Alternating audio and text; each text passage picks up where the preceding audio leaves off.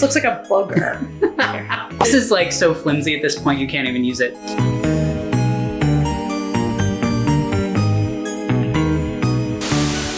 Hi guys, welcome back to Tales from the Crap. Today we are doing a really special Tales from the Crap. This is not the crap. This only contains the crap. We haven't even unboxed this crap yet. This is a Brian thing. Yeah, Brian ordered this from, can you read? Where did you order this from, Brian? So this was an Etsy find. So this is Auntie Entity's Vintage. So Auntie Entity, if you're out there, hey, thanks for this. Tales from the Crap. Yeah. Do we want to do it? Yes. So let's see what this is. We know what it is. We know what it is. We did kind of open this box. We right? did, and then we immediately put it back. Because there's some reasons. Yes. We should be actually wearing masks for this. For real. I worked in an auction house. No. Okay. So let's see. Ooh. Wow. It's really awesome. So Brian, why don't you talk a little bit about why you bought this? I purchased this because it is nostalgic for me, having grown up with the Magic Kit and having, I have parts of that Magic Kit somewhere in this house. And this wasn't the Magic Kit that I had, but this is a little older. It's a little older, yeah. I think this is 70's. It looks very 70s. I'm going to find in a second the copyright date on this guy. Yeah. But look at it. It looks super 70s. Mm-hmm. It's so great. It's very cool. So when we take the box cover, hold on. Oh, yeah, let's take this off for a minute because I want to see if I can find a copyright date. Oh, the box cover of this is excellent. Mm-hmm. Not just with the colors. We have the male old white magician, but we also have all of this stuff surrounding him, including we have bats, money, a bun. In a very patriotic hat. Well, it was made in the USA, which it says a couple of times here. So this is 1974 Pacific Game Company. That's the year my mom graduated from high school. We've got this. This has a different magician on the front, which is very, sometimes the magician iconography goes very Lucifer, and it's what we have here with, the goatee. Yeah. Maybe that's just me. Okay, and some of the interesting things here is that they have, oh, wow. different eras that this kit focuses on. The Roaring 20s, Troubled 30s, Fearless 40s, Fantastic 50s. Scandalous 70s. Ooh. You know what I love about these things? This is cool. So Magic Kits, they do this, right? So they say 100 of the greatest magic effects of the last 50 years. This is not props for 100 effects. No. So let's see what's in here. I'm very excited. We will tell you now that some of this stuff, the reason I said the thing about the mask is that some of it has disintegrated quite badly. So you want to go by decade? Sure, let's start with 1920. So sponge balls of the 1920s. Sponge balls. I don't know what specifically 1920s about sponge balls. I don't know. They're still spongy. So this is interesting. It's because sponge rubber was invented. Oh. After sponge rubber was invented, magicians found you could do something with sponge balls you couldn't do with cloth ones. And that's make two seem as one ball, which Brian will do. This is a famous little move here. Yeah, so if you just pick two up as one, you can pull them apart. Yeah, or hide them. Yeah. So that's neat. So, but in this box, this box here is only the sponge balls. Okay, so here's the 1920s. Oh, okay. We have... Oh no. Okito's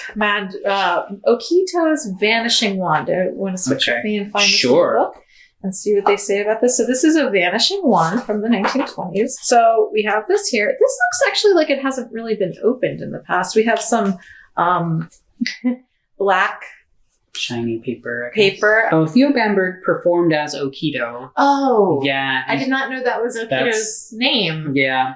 So Okito. We're going to do a post on this guy. Yeah, we're going to talk about this. I'm not going to go into it here, I don't think. So the idea is that you roll this paper up. Okay. All right, and it looks like a magic wand, and then two wooden ends, but I don't think they're in here. Oh, are they in there? Yeah. Okay, so those kind of pop out the end.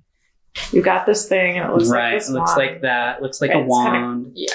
Yeah, So it you looks would like use this. you would use new papers for Right. this. So someone obviously opened this kit. Yep, and you like tap it on the table and you wrap it in newspaper or something Yeah. like that, and you can crumble it up and it vanishes because it's just paper.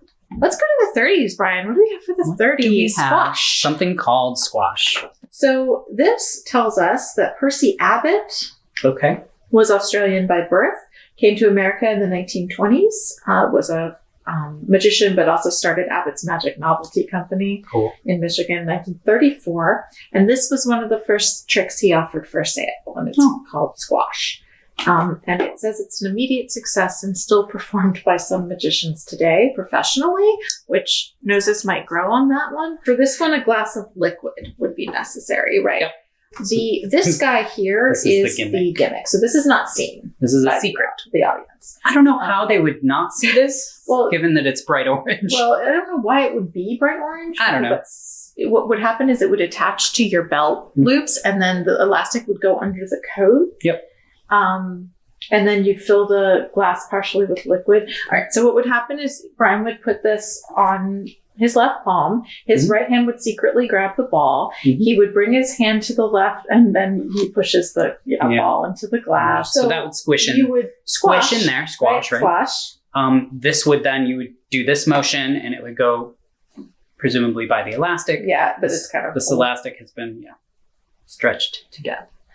And it would vanish. Oh, a salt vanish. Ooh, a salt vanish. And a time capsule.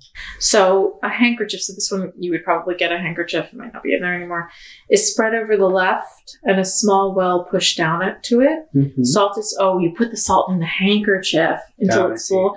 Then you take one of the dangling corners in the other hand and it's vanished. Oh, I see. So it's this that's the little plastic capsule here that that you, you're pouring the salt yeah, into. you kind of, I guess, get it on your finger. Yeah. Mhm. Got it. And so when you push this down into the handkerchief, pour the salt, and then when you go to whisk it away, you steal it out. Yeah. Okay, that's cool. It's pretty cool. This It's a little plastic capsule. So what do we have here? So I'll do the first one. So this is Naughty Numbers, Okie dokie. which is in this. Did you say naughty numbers? I did not, sir. I it's said naughty numbers. naughty. How Naughty. dare you?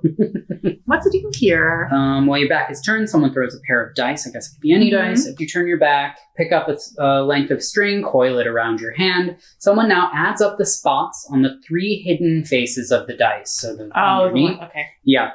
They announce the total, and when you pull on the ends of the string, the correct number of knots are tied on it. It's an interesting way to do like a revelation. Okay. So you throw the dice, and then on the bottom, like the ones that are covered, Yeah, Or the like ones on the 6 bottom or whatever. 3, and then you add them up. Is that Yeah, what it is? you add them up, and then that's the number. So it'll be like 9. I love the name of this next one, and you have to open it because it's called Piff Paff Poof, which is so cute. And if we have idea, hello. Yes, I'm idea. listening. Idea is to get 3 rabbits, come with me now, and name them Piff, Paff, and Poof. Because, oh my gosh, is that so cute? That's really cute. There's really not much going on in here. Oh, that was disappointing. Yeah. What is that? 2 safety pins. Here we Oh, go. here we go. So some of this has clearly fallen out. Fallen Ooh. out. So 2 safety pins, miraculous string, a length of, quote, Whoops. I white. want to see. Look at how miraculous this string is right now. This looks like a booger. Walking through ribbon. This is no longer No. workable. Oh. So you would have a loop of ribbon with 2 rings attached, and these are the 2 short lengths of ribbon. But there's no loop of ribbon with 2 rings attached to the thing. Oh wait, no, there it is. There it is. Here we go. The illustration. This illustration is priceless. amazing. The pattern. Oh no, I have a very peculiar belt. May I borrow a pretty girl to put it around? pretty. No uglies. No uggos. No uggos. And then there's this here. Oh dear. So this is gone. So this. That's gross. No, so this is like so flimsy at this point you can't even use it. Ew. For some reason, the texture of it is really nasty and grossing me out. That's why we should have worn masks. I know. That one just crumbled. See, no, I don't want to go over there. You would stretch this over the top of a glass, and you would put a coin on top of it, and you would push the coin through the rubber, and it would go into the glass. So that's this effect. But you can't do that anymore with this because That's disgusting. I think I'm gonna have to go hose myself down. I told you. I didn't even touch that for a second. I want to read you something as a close to this activity. Sure. That is the last effect in this book. Oh dear. Okay, it's not one of these that are in here. And it is from this. Now, bear in mind that this kit is 1974-5, right? And the last effect in here is computer conjuring. Okay. And it says, magicians are always trying to do tricks with new or unusual objects. Here's a very good one that came out shortly after the digital calculators became so popular. So it says computer conjuring, but it really is a calculator trick. While talking to someone on the telephone. So this is back, kids, when your calculator and your telephone were two different things. While talking to someone on the telephone, have them pick up their calculator and clear it. Then they are to punch up any 3-digit number. When they have that, have them multiply by the number 11, then multiply the result by 7, and finally multiply the last result by 13. This answer will be their original 3-digit number repeated. Is that magic? It's factorial numbers. Yeah. But it's just, and that's a terrible effect. It's not even an effect. It's something that your math teacher would do and be like, it's math. Mathemagic. But I love that that's like, they're like, it's new and unusual and no one's doing it. This calculator. Right. This computer conjuring. This was a magic kit that we bought. Brian bought 100 of the greatest magic tricks of the past 50 years. That's 1974. Yes. Thanks, guys, for watching. Happy Halloween. Happy Halloween. Do I have to start? Oh, all right. You have to. I have to wind up out to it every time. Hi, everyone, and this is great. Orson Welles over here. I know what I'm doing. Okay. How did I start? Yeah. I'll start.